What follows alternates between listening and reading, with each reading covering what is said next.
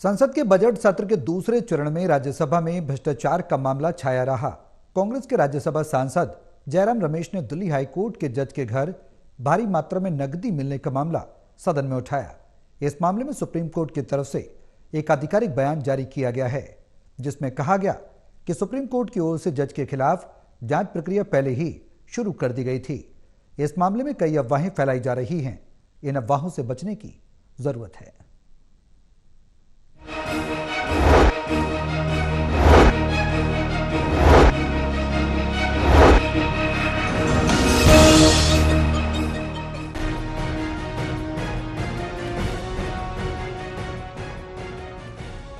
संसद के बजट सत्र के दूसरे चरण में राज्यसभा में भ्रष्टाचार का मामला छाया रहा।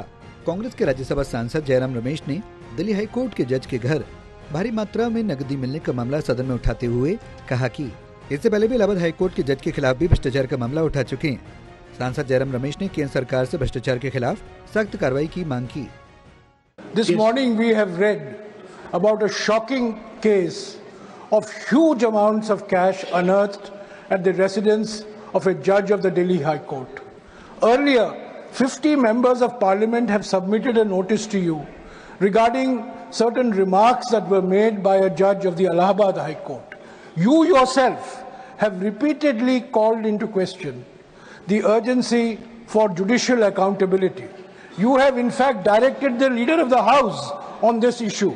Sir, I request that you please make some observations on this and give necessary directions to the government to come up with a proposal for increasing judicial accountability.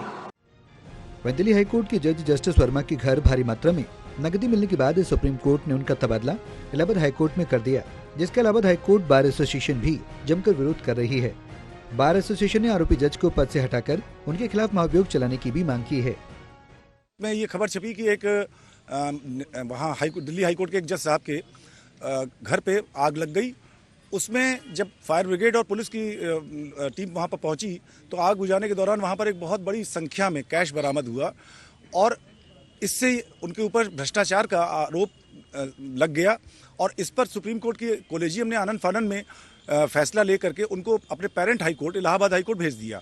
हमारा इस पे बहुत बड़ा विरोध है। हमारा ये कहना है कि हमारा हाई कोर्ट प्रयोगशाला नहीं है कि आप किसी को भी यहाँ पर भेज करके जो भ्रष्टाचार का आरोप का सामना कर रहे हैं उनको यहाँ पर भेजने की आवश्यकता नहीं थी। उनको आप कुछ दिनों के लिए छुट्टी दे देते और जब वो अपने आरोप से मुक्त हो जाते तो आप उनको यहाँ वापस काम पे लगा देते। लेकिन आप यहाँ हाईकोर्ट भेज करके यहाँ की जो पारदर्शिता है न्याय प्रणाली की उस पर आप प्रश्न लगा रहे हैं। कहने का मतलब साफ है कि दिल्ली हाईकोर्ट के जज यशवंत वर्मा के भ्रष्टाचार का मामला अभी कुछ दिन और गरमाया रहेगा और इस पर राजनीतिक दल अपनी रोटियां भी सेकते नजर आएंगे। हालांकि जज के खिलाफ